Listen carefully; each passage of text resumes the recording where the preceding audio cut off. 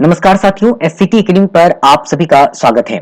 24 दिसंबर वाले अभ्यर्थियों की इंतजार की घड़ी आज समाप्त हो रही है।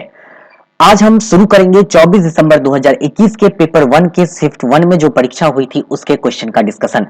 तो जी हाँ दोस्तों, आप एकदम सही समझ रहे हैं कि अब हम 24 दिसंबर वाले करने वाले हैं। तो 24 दिसंबर को जिन अभ्यर्थियों की परीक्षा हुई थी सभी एक साथ आ जाएं और आप अपना आंसर मिलान करें, और मिलान करने के बाद आप हमें बताएं कि जितना प्रश्न हमने आपको बताया है उसमें आप कितने अंक प्राप्त कर रहे हैं।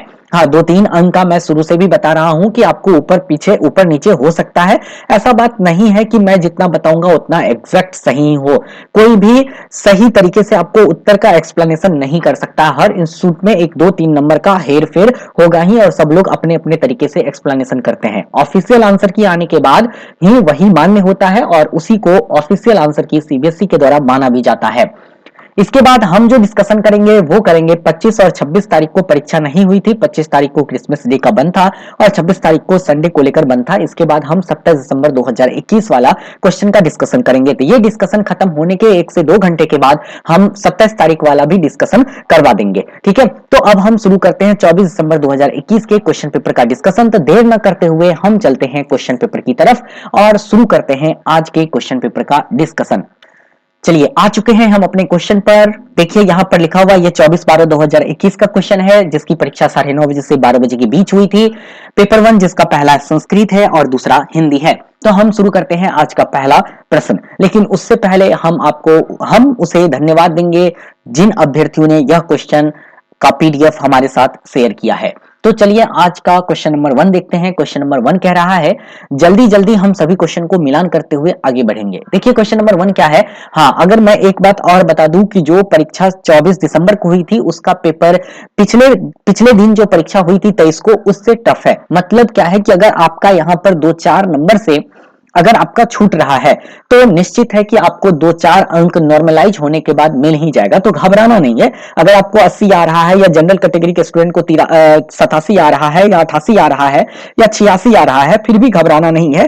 वो अभ्यर्थी भी यहाँ पास कर जाएंगे क्योंकि नॉर्मलाइज होगा तो स्कोर बढ़ेगा। और ये जो है टफ पेपर है, टफ पेपर वाले बच्चों का तो स्कोर बढ़ता है, ये बात तो पता ही होगा। तो टफ पेपर वाले बच्चों का स्कोर बढ़ेगा और बढ़ेगा तो नंबर बढ़ ही जाएगा। ठीक है, तो हम शुरू करते हैं क्वेश्चन नंबर 1। क्वेश्चन नंबर 1 है, विषय वस्तु को पढ़ते समय शब्दों को हटाने, उलटकर लिखने और बदलकर लिखने में कठिनाई आना किस प्रकार की तरफ इशारा करता है। देखिए, पढ़ते समय शब्दों को हटाने, देखिए यहाँ पर बच्चे को पढ़ते समय समस्या होती है, लेकिन बच्चे को पढ़ते समय समस्या के बाद यहाँ पर लिखने का भी नाम दे दिया गया है ना।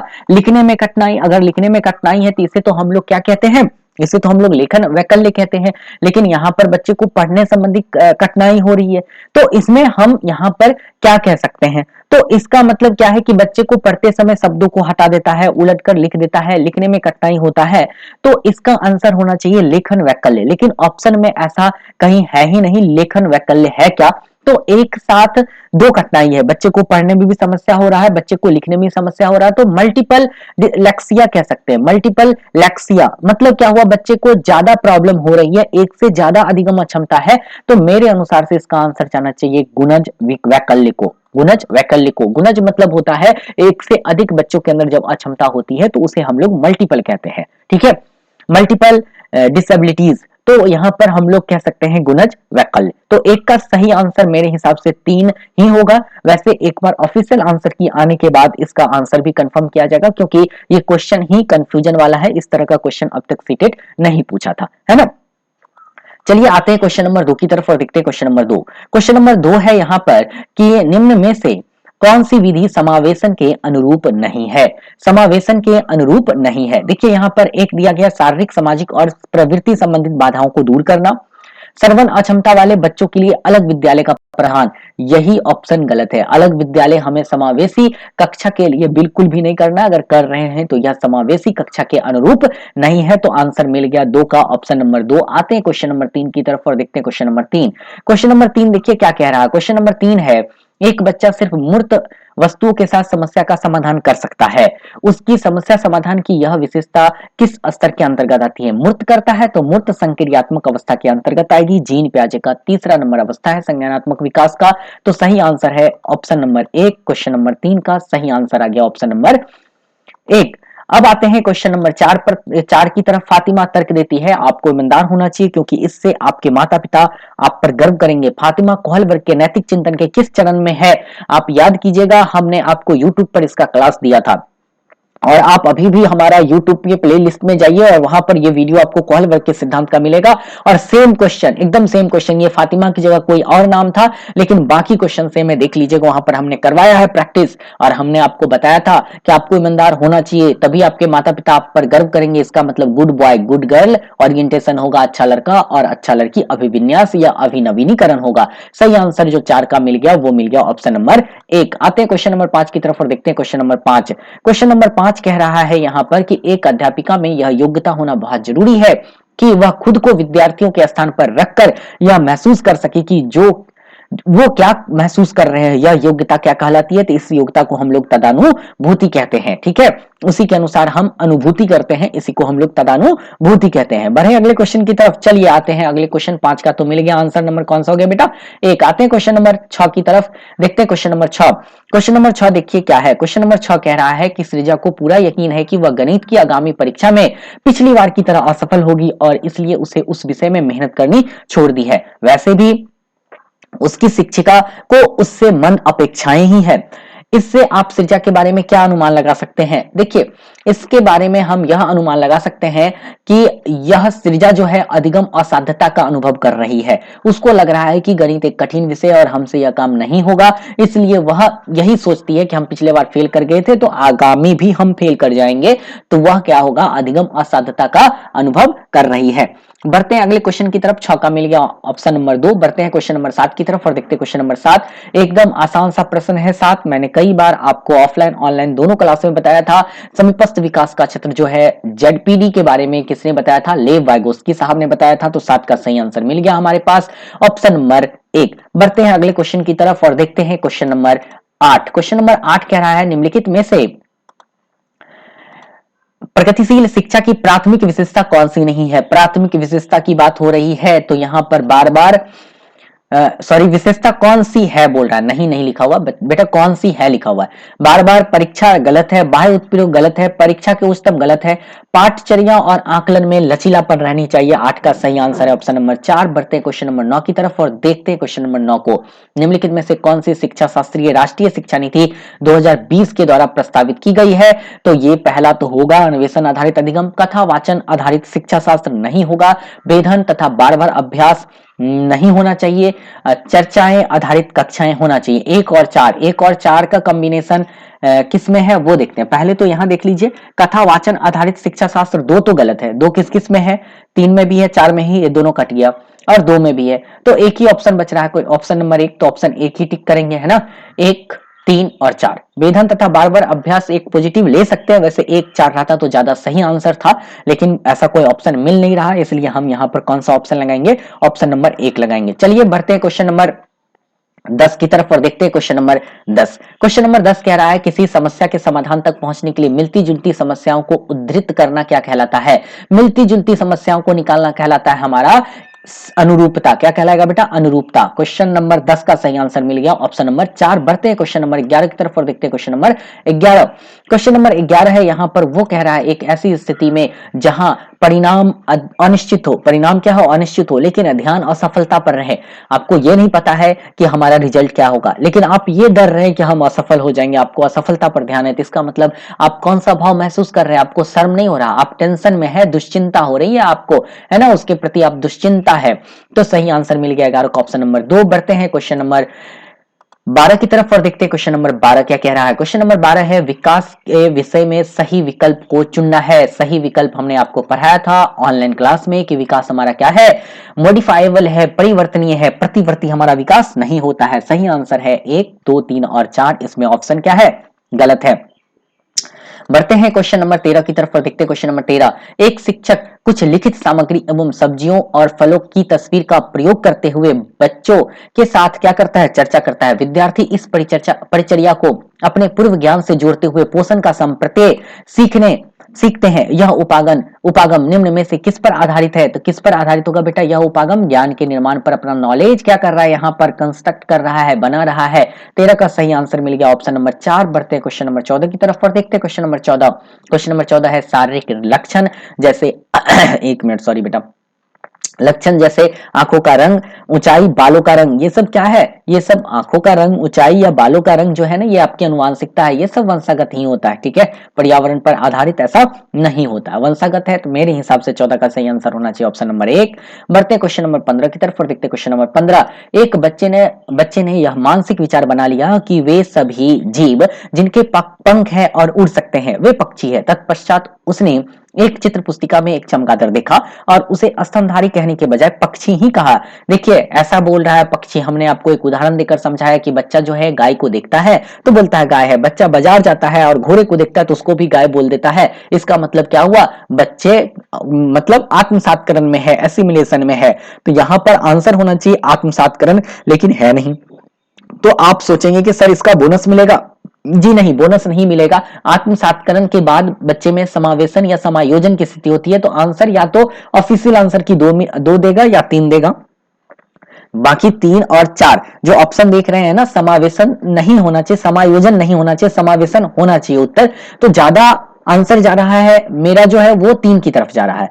ज्यादा जो आंसर जा रहा है ना वो मेरा 3 की तरफ ही जा रहा है। ये 3 की तरफ जा रहा आंसर। वैसे देखने लायक होगा जब सीटेड जो है ऑफिशियल आंसर की देगा तो ये एक क्वेश्चन को आप घेर के रखेंगे, हो सकता है बोनस अंक मिल जाए। वैसे शिक्षा शास्त्र है, पैडागोजी है, बोनस तो नहीं मिलेगा। आंसर 3 या 4 में से ही कोई वो लोग आंसर देंगे। ठीक है, तो देख लीजिएगा इसका आंसर हम क्लियर नहीं कर रहे हैं। वैसे 3 लेकर अभी चलिए आते हैं क्वेश्चन नंबर 16 की तरफ। देखते हैं क्वेश्चन नंबर 16। निम्न में से कौन सा कौशल उच्च श्रेणी चिंतन नहीं है? उच्च श्रेणी चिंतन का नहीं है। तो उच्च श्रेणी चिंतन का कौन सा कौशल नहीं होना चाहिए? रचना, निरूपण, विशेषण, निरूपण, रचना, प्रत्यास्मरण।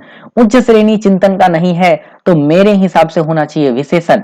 विशेषण नहीं होना चाहिए, या फिर अगर इसका इंग्लिश वर्जन रहता तो और भी अच्छे तरीके से समझ में आता। वैसे मेरे हिसाब से आंसर होना चाहिए 4। प्रत्यास्मरण में आप चिंतन करना नहीं होना चाहिए, ये भी आंसर हो सकता है, ऑप्शन 1 भी हो सकता है। वैसे हम अभी 4 लेकर ही चलेंगे। ठीक है, विशेषण लिखा हुआ है, विशेषण कुछ अलग शब्द है ना, इसलिए नहीं होना चाहिए। आंसर यही होना चाहिए 4 ही।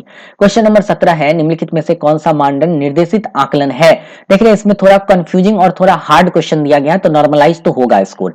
तो 17 का जो सही आंसर है वो होना चाहिए आंसर नंबर 3, जेड स्कोर को आकलन आधार मानने वाला परीक्षण। बढ़ते क्वेश्चन नंबर 18 की तरफ और देखते हैं क्वेश्चन नंबर 18। क्वेश्चन नंबर 18 क्या कह रहा है कि हार्वर्ड गार्डनर के बहुबुद्धि सिद्धांत के अनुसार यदि कक्षा में कोई बच्चा सहकर्मी समूह के स्वभाव, इरादों और मनोदशा के प्रति उचित प्रतिक्रिया देने में सक्षम है, तो उचित प्रतिक्रिया देने में सक्षम है तो इसको बोलते हैं अंतर वैयक्तिक बुद्धि। अंतर वैयक्तिक किसको बोलते हैं? जब खुद के बारे में अच्छे तरीके से हम समझते हैं, है ना। तो ये इसका सही आंसर 18 का कौन सा हो गया? Option number 2। ये भी आपको पढ़ाया हुआ क्वेश्चन है। यहाँ पर आते क्वेश्चन नंबर 19 और देखते हैं क्वेश्चन नंबर 19 क्या कह रहा है। क्वेश्चन नंबर 19 है यहाँ पर कि राजन अपनी ही दुनिया में खोया हुआ प्रतीत होता है। वह दूसरे लोगों से नेत्र संपर्क नहीं करता और सारा दिन एक पंख के साथ अकेले खेलता रहता है। राजन का यह व्यवहार निम्न में से किस विकार की ओर संकेत करता है? तो बच्चा को ऑटिज्म का शिकार है, स्वलीन क्रम विकार है। सही आंसर होना चाहिए 19 का ऑप्शन नंबर 4। बढ़ते हैं क्वेश्चन नंबर 20 की तरफ और देखते हैं क्वेश्चन नंबर 20। निम्न में से कौन सी तकनीक अध्यापन अधिगम प्रक्रिया की गुणवत्ता को नहीं बढ़ाएगी? देखिए यहाँ पर नहीं की बात हो रही है।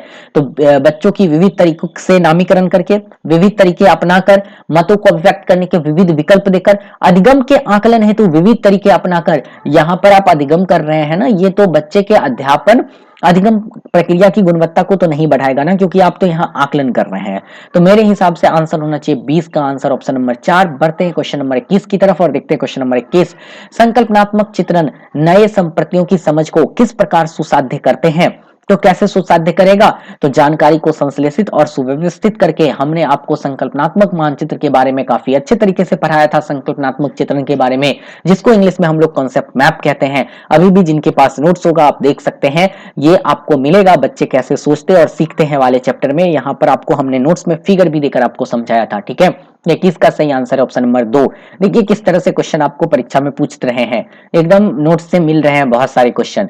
आ रहे क्वेश्चन नंबर 22 की तरफ। अवीर की कक्षा में बच्चे शिक्षक और सहपाठी के साथ विविध प्रकार की चुनौतीपूर्ण क्रियाकलापों में भाग लेते हैं। यहाँ पर सब एक साथ मिलकर काम कर रहा है, शिक्षक भी, सहपाठी भी, बच्चे भी, सब मिलकर काम करते हैं, तो इसको हम लोग बोलते हैं सामाजिक संरचनावादी। हमने जब आपको संरचनात्मकतावाद जब चैप्टर पढ़ाया था तो वहां पर हमने सामाजिक संरचनावाद के बारे में भी पढ़ाया था। तो यहाँ पर क्लियर कट लिखा हुआ है 22 का जो सही आंसर है वो है ऑप्शन नंबर 4।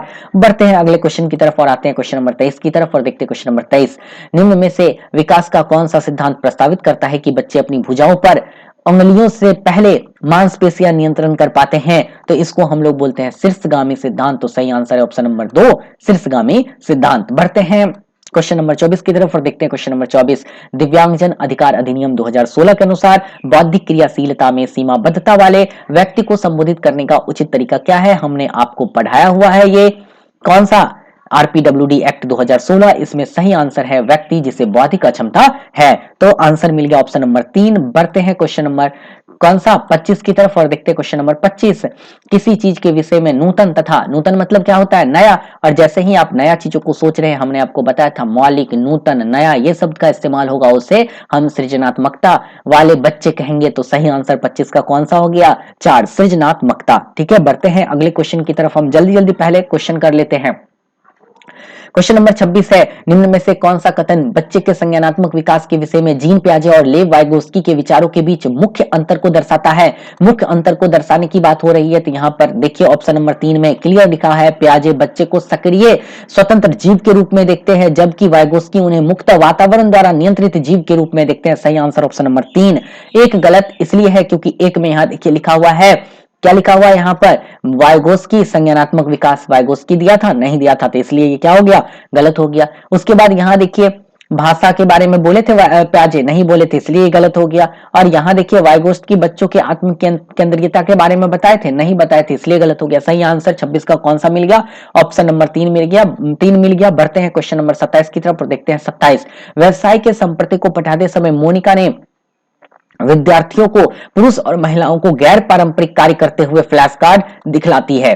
गैर पारंपरिक का मतलब क्या हुआ कि पुरुष को नर्स और महिला को डॉक्टर वाला कार्ड दिखा रही है। तो यहाँ पर जेंडर रूढ़िवादिता को तो वो कम कर रही है ना, मतलब जेंडर रूढ़िवादिता में लचीलेपन को प्रोत्साहित कर रही है। सही आंसर है 27 का कौन सा? 4। ठीक है, पक्षपात होता कब? जब यहाँ पर पारंपरिक कार्य लिखा रहता है, गैर पारंपरिक है, इसलिए 27 का आंसर कौन सा हो गया? 4।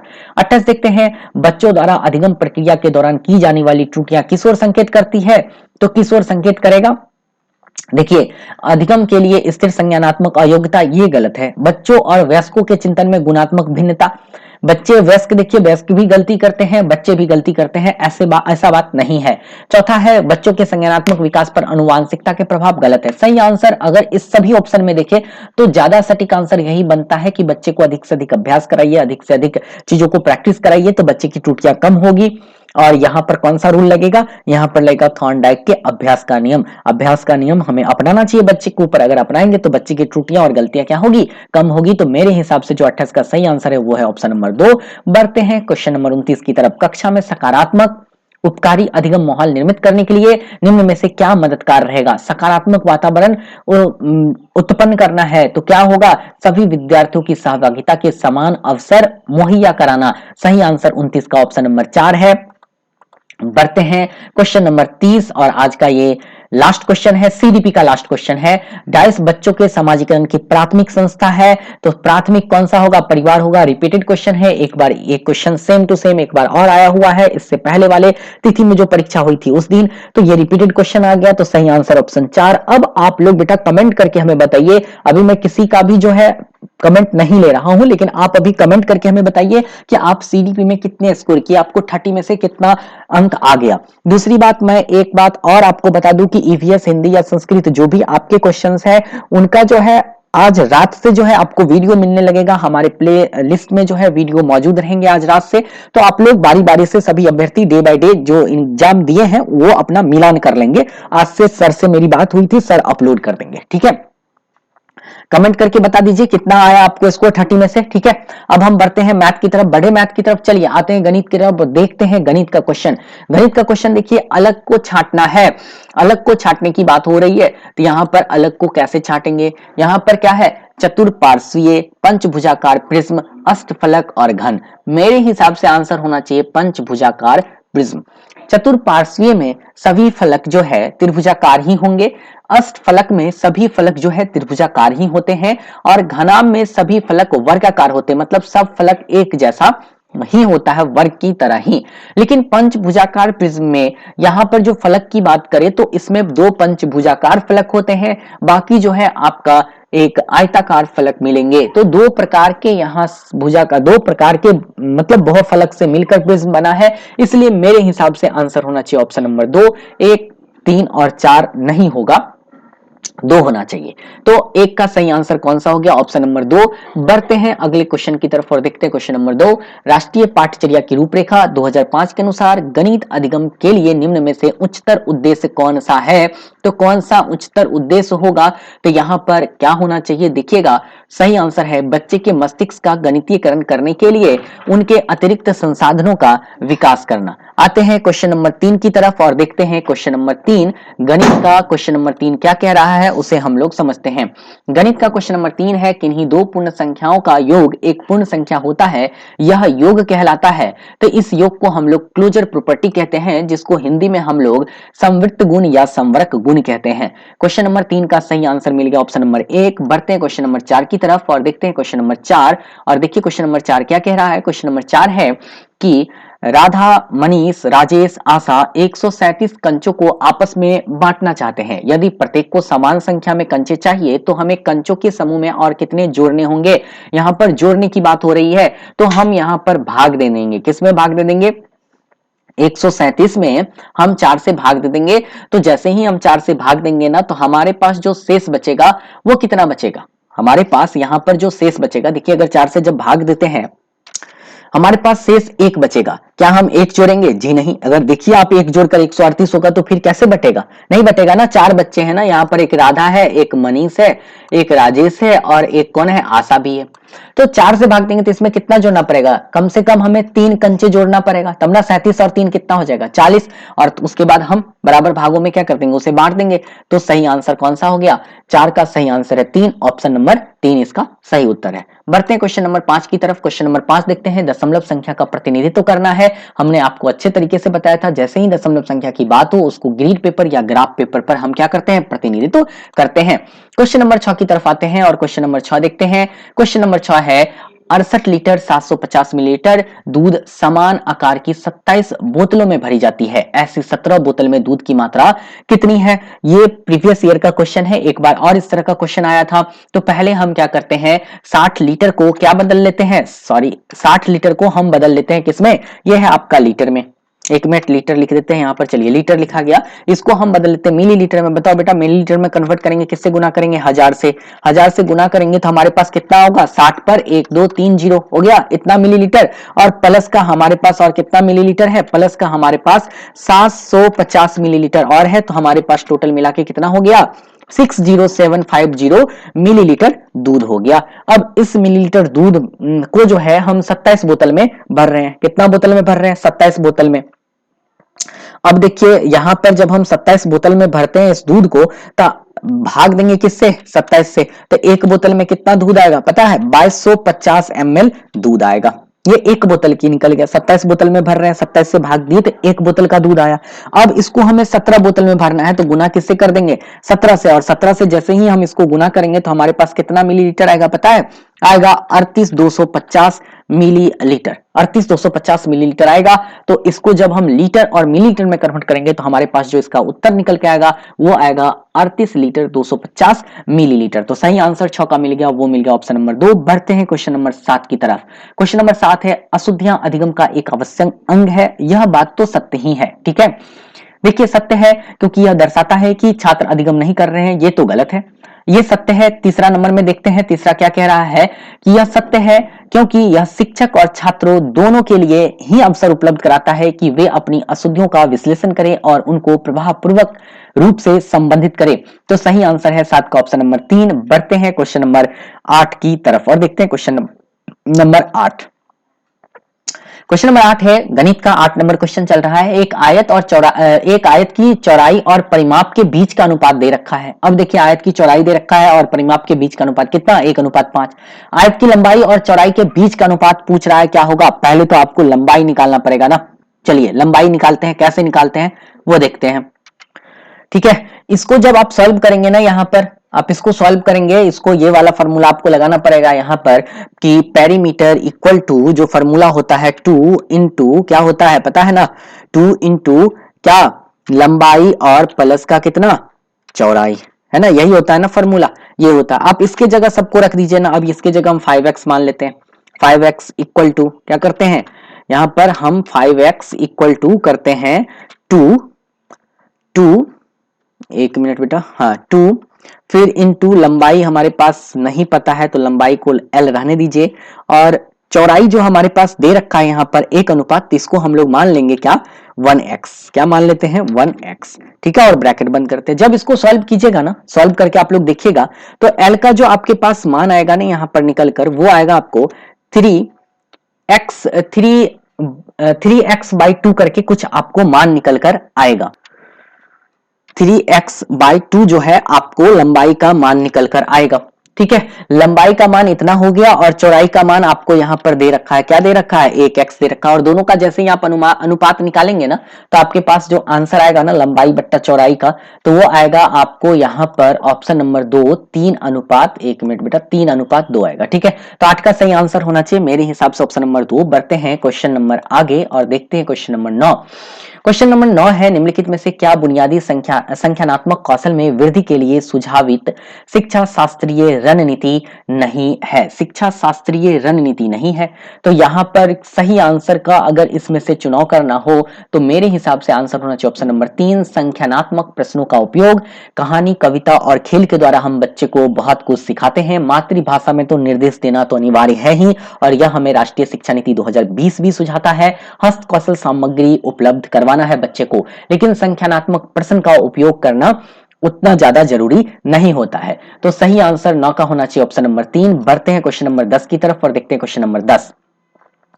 क्वेश्चन नंबर 10 है, यहां पर क्वेश्चन नंबर 10 लिखा हुआ है, कक्षा 5 के गणित अध्यापक श्रीमान जैकब ने अपने विद्यार्थी को निम्नलिखित 2 शाब्दिक समस्या दी। पहला है 15 संतरों को कमल 3 बराबर पंक्तियों में रखना चाहता है, उसे एक पंक्ति में कितने संतरे रखने होंगे। और दूसरा सवाल है 15 संतरों को कमल पंक्तियों में इस तरह रखना चाहता है कि प्रत्येक पंक्ति में 5 संतरे हो, वह ऐसी कुल कितनी पंक्तियां बना सकता है। दी गई स्थिति के अनुसार कौन सा कथन सत्य है। अध्यापक विद्यार्थियों को 3 और 5 की गुणन सारणी पहाड़े सिखाना याद करवाना चाहता है। 2 समान शाब्दिक समस्या को प्रस्तुत करने की आवश्यकता नहीं है, गलत होगा ये तो। दोनों समस्याएं भाग संरचना के अंतर्गत बराबर विभाजन पर आधारित है। अध्यापक को भाग संरचना के अंतर्गत आने वाली विभिन्न शाब्दिक समस्याओं के प्रारूप और उप प्रारूप की अस्पष्टता है। देखिए इसका जो सही आंसर है सबसे ज्यादा सटीक वो है ऑप्शन नंबर 4, क्योंकि आप जब ए को लिखेंगे ना, ए को बनाएंगे ना, तो 3 बराबर पंक्ति रखना है, तो इसका मतलब एक में कितना संतरा रखना है, 5, और दूसरा में भी 5, तीसरा में भी 5, और दूसरा जो सवाल है उसमें बोल रहा है प्रत्येक पंक्ति में 5 संतरा है, तो ऐसे 3 पंक्ति बनेंगे। तो वही बात तो है, क्वेश्चन तो एक ही जैसा है, लेकिन जो शाब्दिक समस्या है उसके अलग अलग प्रारूप और उप प्रारूप हो सकते हैं। तो 10 का जो सही आंसर है ऑप्शन नंबर 4 है। बढ़ते हैं क्वेश्चन नंबर 11 की तरफ और देखते हैं क्वेश्चन नंबर 11। किसी भाग का क्षेत्रफल, क्षेत्रफल क्या कहलाता है सबको पता है, एक सतह पर घेरी जाने वाली जगह का माप होता है। मतलब जो जगह घेरता है, जैसे अगर देखिए हमने एक फिगर को बनाया, तो ये जो जगह आप देख रहे हैं ना, ये बीच वाला, यही इसका क्या कहलाएगा, क्षेत्रफल कहलाएगा। ये तो सूत्र नहीं होगा, ये गलत है, परिमाप का होता है, उसके परिमाप से सदैव ज्यादा होता है, ऐसा नहीं है, यह भी क्या है, गलत है ना। सदैव लंबाई को चौड़ाई से गुना करके प्राप्त किया जाता है। सदैव लंबाई और चौड़ाई से गुना करके प्राप्त करेंगे, बिल्कुल नहीं करेंगे। अब देखिए ना, कुछ इस तरह का फिगर हो गया, अब बताइए आप कैसे लंबाई और चौड़ाई का गुना करके करेंगे, इसका क्षेत्रफल निकाल पाएंगे, लंबाई गुने चौड़ाई नहीं होगा ना, तो सदैव तो गलत है। सही आंसर कौन सा हो गया, ऑप्शन नंबर 1। तो 11 का सही आंसर ऑप्शन 1। बढ़ते हैं क्वेश्चन नंबर 12 की तरफ। देखिए 12 नंबर क्वेश्चन जो है ना, वो रिपीटेड क्वेश्चन है, सेम क्वेश्चन जो है आपके परीक्षा में पूछे गए थे। अब आप यहां पर हमें बताइएगा कौन सा होगा। 0 से 1 आया, फिर क्या आया, एक से फिर एक आया, फिर एक से दो आया, फिर तीन आया, कैसे आया पता चला? देखिए कैसे आया, 0 से 1 लिखा।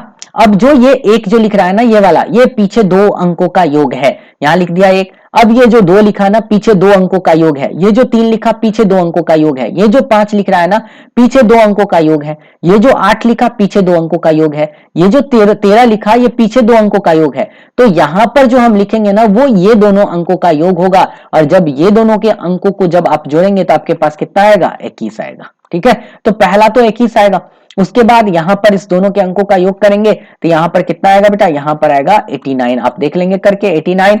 तो सही आंसर है 21 और 89, और 21 और 89 जो है आपको ऑप्शन नंबर 1 में है, इसलिए हमारा सही आंसर कौन सा हो गया? ऑप्शन नंबर 1 हो गया। बढ़ते क्वेश्चन नंबर 13 की तरफ और देखते क्वेश्चन नंबर 13।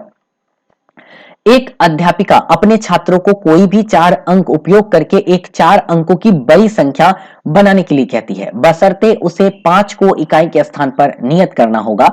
यह उदाहरण किस प्रकार का है? तो यह तो एक मुक्त अंत वाला प्रश्न हो गया ना, क्योंकि 5 को अपने जगह पर रख देना है।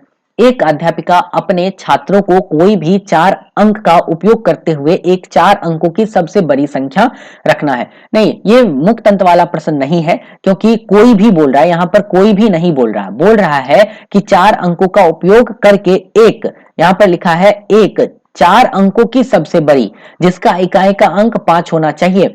तब इकाई का अंक 5 होना चाहिए और 4 अंकों की सबसे बड़ी रखना है, तो आप खुद सोचिए ना, 999 और 5, यही एक तो फिक्स हो गया ना। तो ये कौन सा हो गया? नियतकालिक प्रश्न हो गया। मतलब इस प्रश्न का एक ही उत्तर हुआ, ये बंद अंत वाला प्रश्न हो गया ना, 999 और 5 हो गया खत्म। आप इससे बड़ी संख्या को नहीं लिख सकते हैं 4 अंकों वाली, है ना? क्लियर है? चलिए आगे बढ़ते हैं।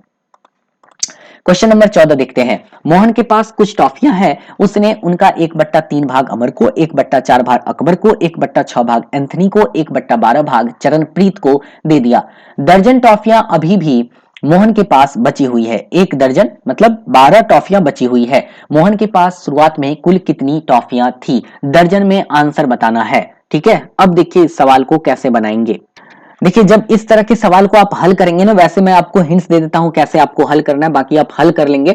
ठीक है, तो हिंट्स देकर मैं समझा देता हूं कि कैसे आप हल करेंगे इस तरह के सवालों को। देखिए मान लेते हैं, लेट कर लेते हैं हम कि उसके पास कुल कितनी टॉफियां थी? एक्स टॉफियां थी। क्या मान लिए? एक्स टॉफिया को मान लिए। अब देखिए 1/3, तो x/3 दे देता है किसको? x/ हम 3 लिख देते हैं, किसको दे दिया? वो दे दिया अमर को। उसके बाद इसमें और क्या जोड़ देंगे? इसमें अब हम जोड़ेंगे कौन सा? x/4। अब देखिए यहां पर क्या जोड़ेंगे? x/4 जोड़ेंगे। ये किसको दिया? x/4 अकबर को दिया। फिर क्या करेंगे? x/ क्या जोड़ेंगे? x/6 जोड़ेंगे। ये किसको दिया? ये दिया एंथनी को दिया। फिर इसमें क्या जोड़ेंगे? इसमें फिर हम जोड़ेंगे x/12, x/12 जोड़ेंगे। बस मैं प्रोसेस बता देता हूं, x/12 जोड़ेंगे।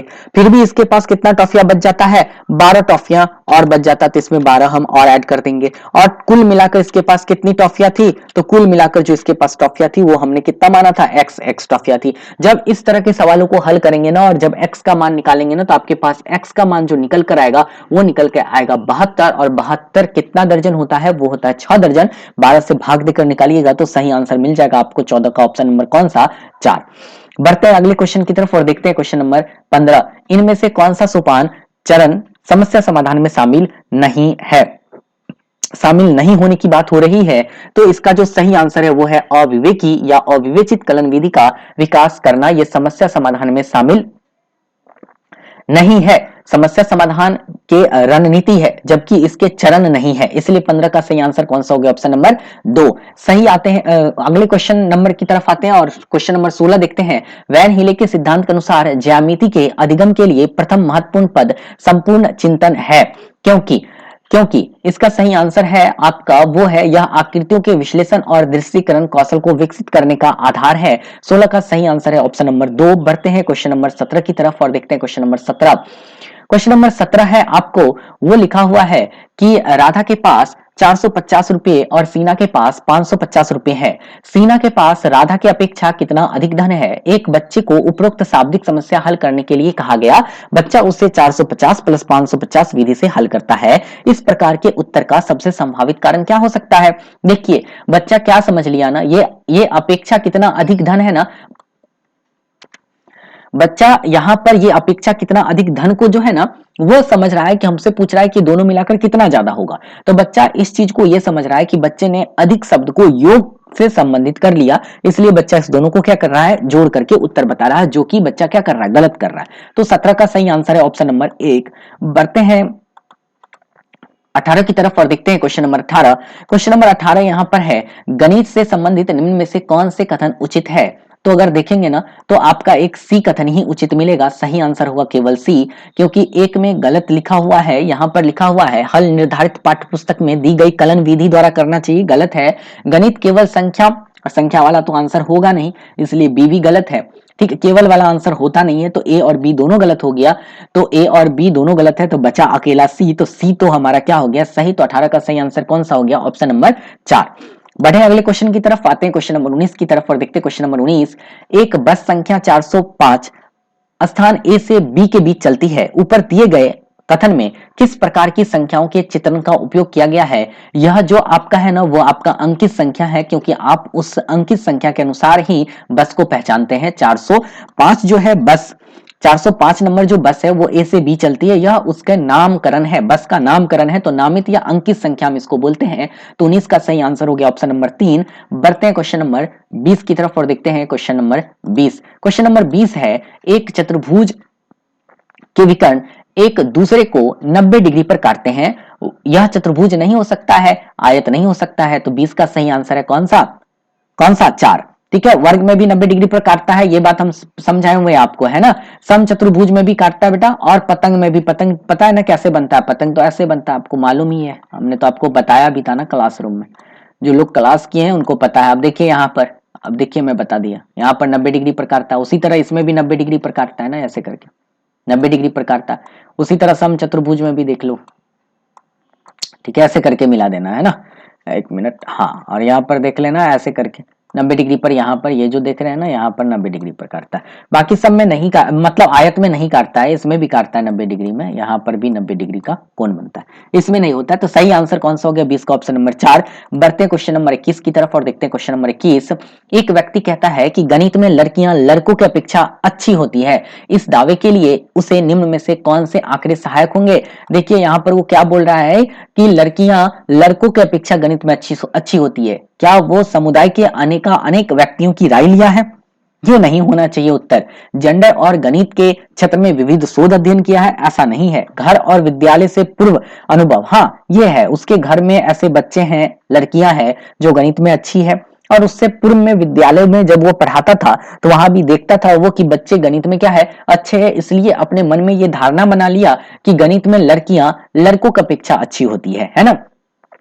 4 गलत है। कक्षा में एक परीक्षा लेना, आप एक परीक्षा लेकर यह नहीं कह सकते हैं कि लड़कियां अच्छी है और लड़के अच्छे नहीं है ना, ये आपकी पूर्व धारणा ही होगी। तो सही आंसर है 21 का ऑप्शन नंबर 3।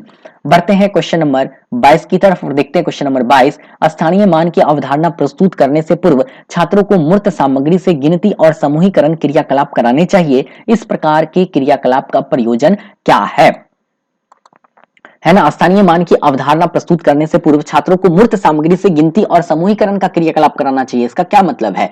यह दैनिक जीवन में उपयोग की जाने वाली वस्तुओं के समूह बनाने में सहायक है, जी नहीं। यह स्थानीय मान प्रणाली में समूहीकरण और विनियम को समझने में मदद करता है। तो 22 का सही आंसर ऑप्शन नंबर 2, ठीक है, क्या है, 2। यह स्थानीय मान प्रणाली में समूहीकरण और विनियम को समझने में क्या करता है, मदद करता है। आते हैं क्वेश्चन नंबर 23 की तरफ, देखते हैं क्वेश्चन नंबर 23। क्वेश्चन नंबर 23 है, प्राथमिक कक्षाओं के बच्चे को आकृतियों की अवधारणा का परिचय देने के लिए निम्न में से अत्यधिक उपयुक्त क्रियाकलाप को पहचानिए।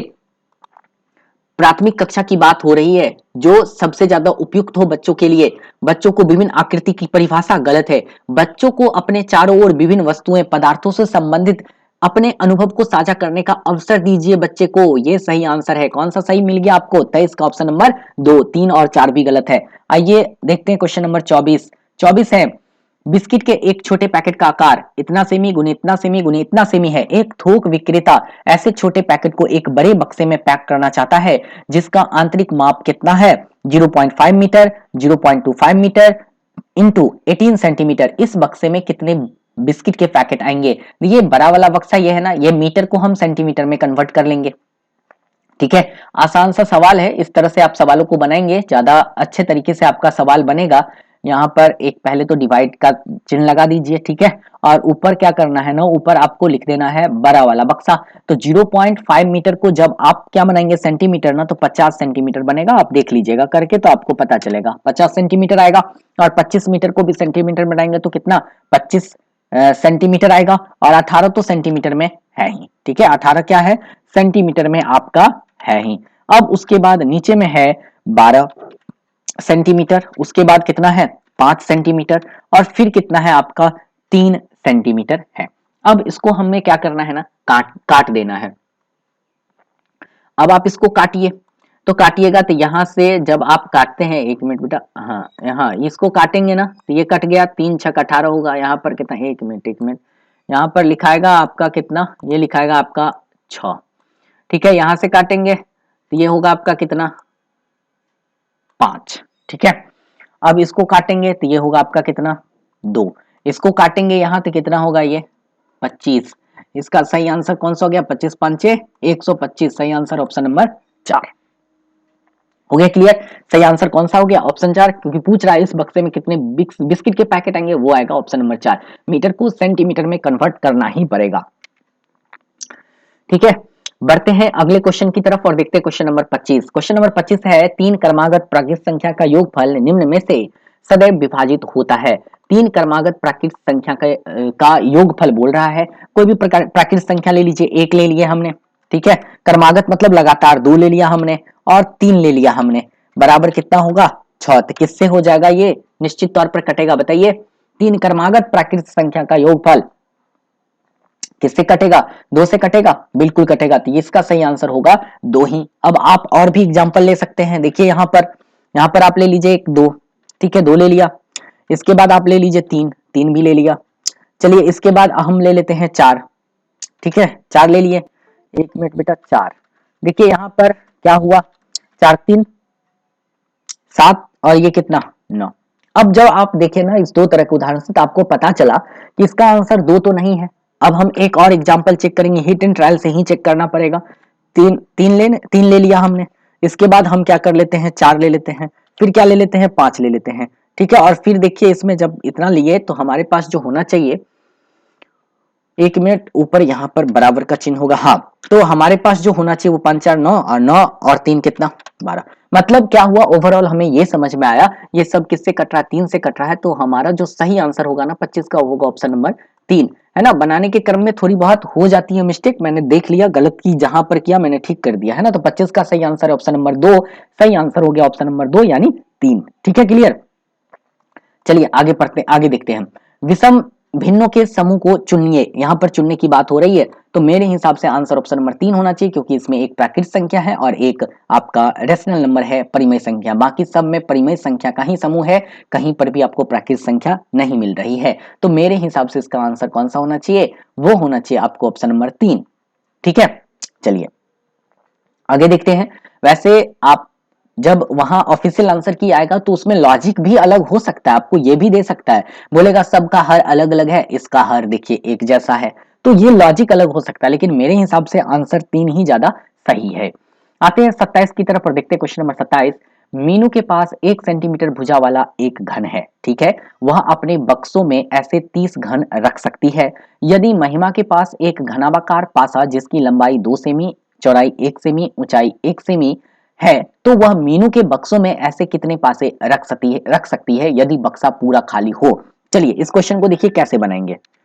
यहां पर वो 30 घन रख सकती है ना, ये लिखा हुआ है 30 घन रख सकती। अब जरा आप ध्यान से देखिए, जब वो 30 घन रखती है तो इसका मतलब एक घन का, यहाँ पर जो उसके पास एक घन है, घन का चित्र चलिए बनाते हैं। यहाँ पर एक घन हम बना देते हैं, हाँ ठीक है। चलिए उम्मीद है बन गया, इसी तरह से होता ही है ना।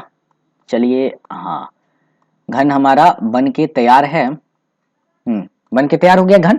अब 1 सेमी भुजा वाला है, तो घन का यहाँ पर दे रखा है कि इसकी भुजा कितना है 1 सेमी, तो 1 सेमी जैसे ही है तो इसका आयतन कितना होगा पता है, इसका आयतन होगा एक सेमी क्यूब, है ना, 1 सेमी क्यूब, क्योंकि 1 गुने 1 सब होगा लंबाई चौड़ाई ऊंचाई। अब एक घन का आप आयतन निकाल लिए तो 30 घन का आयतन कितना, 30 घन का आयतन आप बताइए, 30 सेमी और क्यूब होगा, क्यूब जो कि ऊपर होगा, है ना, 30 सेमी क्यूब होगा, ये तो समझ में आ गया। अब उसके पास जो बक्सा है ना उसका आयतन 30 सेमी क्यूब है, यह पता चल गया। अब देखिए इसके पास जो एक महिमा के पास पासा है वो 2 सेमी, 1 सेमी और 1 सेमी का है। तो महिमा के पासा का आयतन अगर हम निकाले, वो आयतन कितना निकल जाएगा, वो निकल जाएगा आपका 2 सेमी क्यूब आयतन निकल जाएगा। और दोनों को अगर हम भाग देंगे तो हमारे पास जो उत्तर निकल के आएगा ना वो निकल के आएगा 15। इसलिए हमारा इसका सही आंसर कौन सा हो गया, 27 का ऑप्शन नंबर 3 जो है हमारा क्या हो गया, ये सही आंसर हो गया। ठीक है, तो 27 का सही आंसर कौन सा हो गया, ऑप्शन नंबर 3। कोई दिक्कत नहीं है। आगे बढ़े अब हम, चलिए बढ़ते हैं क्वेश्चन नंबर आगे की तरफ और देखते हैं क्वेश्चन नंबर आगे। क्वेश्चन नंबर 28 देखिए, क्वेश्चन नंबर 28 क्या लिखा हुआ है। क्वेश्चन नंबर 28 में दे रखा है कि 27720 के अभाज्य गुणनखंडों का योग क्या है। अभाज्य गुणनखंड निकालना पड़ेगा बेटा, 277 का जो अभाज्य गुणनखंड है ना वो निकालना पड़ेगा। अब वो कैसे निकालेंगे आप, उसको निकालने के लिए ना आपको इसका गुणनखंड करना पड़ेगा। तो जब आप इसका गुणनखंड किए होंगे ना तो आपको कुछ इस प्रकार आया होगा। तो आपके पास निकल कर आएगा, वो आएगा आपको 2 फिर गुने, ठीक है, फिर आएगा 2 फिर गुने फिर 2 फिर गुने फिर 3 फिर गुने फिर 3, ठीक है, फिर आएगा 5 फिर आएगा 7 फिर आएगा 11। इस तरह से आएगा 2 गुने 2, 3 बार 2 आएगा, ठीक है। उसके बाद आपको निकल के आएगा 2 बार 3, 1 बार 5, 1 बार 7 और 1 बार 11। अब आपको यहां पर बोल रहा है कि 27720 के अभाज्य गुणनखंडों का योग, ये अभाज्य गुणनखंड निकल के आया, इस सब का योग निकालने के लिए बोल रहा है। तो जब आप इसको योग निकालेंगे ना तो आपके पास इसका योग आएगा 35, लेकिन ऑप्शन में है नहीं, तो हो सकता है इसका एक बोनस अंक मिलेगा। अगर हो सकता है हमें बताने में कुछ मिस्टेक हुई है, तो अगर आप लोग के पास इसका एग्जैक्ट आंसर आ रहा है तो आप हमें कमेंट करके बताएंगे इसका सही आंसर, ठीक है। वैसे मेरे हिसाब से जो है इस क्वेश्चन को हम गोल घेरा लगाते हैं जहां पर आपको बोनस अंक मिलने की संभावना है, क्योंकि मेरे हिसाब से यहाँ पर 35 आना चाहिए, लेकिन 35 किसी ऑप्शन में है नहीं, इसलिए इस पर बोनस अंक दिया जा सकता है। बढ़ते हैं अगले क्वेश्चन की तरफ और देखते हैं क्वेश्चन नंबर 29। क्वेश्चन नंबर 29 है, यदि 6 अंकों की संख्या 2 4 6 7 8 x को 11 से विभाजित करते हैं और 5 अंकों की संख्या इतना को 9 से विभाजित करते हैं तो इसका मान क्या होगा। अब देखिए यहाँ पर समझने वाली बात है कि जब आप 11 से विभाजित करेंगे ना तो x के जगह पर क्या आएगा, x के जगह पर आपके पास आएगा, वो आएगा कितना, वो देखिए x के जगह पर आपके पास आएगा 5 निकल कर आएगा। और उसी तरह जब y की मान अगर हमें निकालना हो ना तो यहाँ पर y बराबर जो होगा हमारे पास, वो देखिए यहाँ पर 6 3 9 7 1 8 और 9 1 निकल कर आएगा, ठीक है। और ऊपर में हम वैल्यू पुट कर देंगे x प्लस वाई। अब देखिए यहाँ पर x और प्लस, सॉरी एक मिनट, x प्लस वाई का मान निकालना हो तो हमारे पास क्या निकल के आएगा पता है 6, और उसी तरह x माइनस वाई का मान निकालना हो तो हमारे पास क्या निकल के आएगा, यहाँ पर x माइनस वाई का मान निकालना हो तो हमारे पास निकल के आएगा 4। जब हम इसको डिवाइड करेंगे 6/4 तो 3/2 हमारा सही आंसर होगा। तो सही आंसर हमारे पास जो निकल के आया वो निकल के आया आपको ऑप्शन नंबर 2, ठीक है। तो 29 का सही आंसर है हमारा ऑप्शन नंबर 2। बढ़ते हैं अगला क्वेश्चन की तरफ और आज के गणित का ये लास्ट क्वेश्चन है। देखिए गणित का क्वेश्चन नंबर 30, यदि वर्ग के भुजा को 2 गुना कर दिया जाए तो उसका क्षेत्रफल कितना गुना हो जाएगा। तो इसका जो सही आंसर है ना, देखिए अगर इसको सवाल को बनाइए कुछ इस तरह बना लीजिए, ठीक है। अगर आसान है, सवाल तो आसान ही है, हम बना देते हैं। देखिए यहाँ पर चलिए बना ही देते हैं। इसमें हम मान लेते हैं इसको कितना 1 है, ठीक है। तो इसका एरिया कितना आ जाएगा पता है, इसका एरिया आ जाएगा 1 सेंटीमीटर स्क्वायर, ठीक है। और इसमें हम मान लेते हैं यहाँ पर, क्या मान लेते हैं यहाँ पर इसका 2 गुना कर दिए तो अब हो गया हमारे पास कितना 2 cm। तो 1 मिनट बेटा यहाँ पर, हाँ 2 cm आ गया मेरे पास। तो हमारे पास इसका जब स्क्वायर कितना हो जाएगा वो आ जाएगा 4 सेमी स्क्वायर, एरिया निकल गया 4 सेमी स्क्वायर। तो अब देखिए ये कितना गुना हो गया यहाँ पर, अब तो स्पष्ट आपको पता चल रहा है ना कितना गुना हुआ यहाँ पर। तो यहाँ से यहाँ 4 गुना हुआ। तो सही आंसर मेरे हिसाब से इसका जो सही उत्तर निकल के आया वो आया 4 गुना। तो 30 का सही उत्तर है 4 गुना, ठीक है। उम्मीद करते हैं आपको यह वीडियो पसंद आया होगा। अब आप बताएंगे कमेंट करके कि आप मैथ में कितना अंक लाए हैं। आपने सीडीपी का तो कमेंट कर ही दिया था, अब आप मैथमेटिक्स में बताइए कि 30 में आपको कितना अंक मिला है, कितना अंक आप मेरे आंसर की के साथ अर्जित किए हैं। 2-3 नंबर आगे पीछे होगा। अगर आप इस सब्जेक्ट में 84 जो अभ्यर्थी 82 में पास हो रहे हैं अगर वो 78 लाते हैं, या जो अभ्यर्थी 90 में पास हो रहे हैं वो 76 आते हैं, फिर भी नॉर्मलाइज होकर आप पास कर जाएंगे। नॉर्मलाइज होगा ही होगा स्कोर, इसलिए घबराना नहीं है, चिंतित नहीं रहना है। थोड़ा सा टिपिकल क्वेश्चन है पिछले शिफ्ट की अपेक्षा इसमें, ठीक है। तो अब हम जल्द जो है अगले शिफ्ट का आज वीडियो उपलब्ध कराएंगे 1 से 2 घंटे में। उम्मीद करते हैं आपको यह वीडियो पसंद आया होगा। तब तक के लिए आप सभी का बहुत बहुत धन्यवाद। मिलते हैं फिर अगले वीडियो में।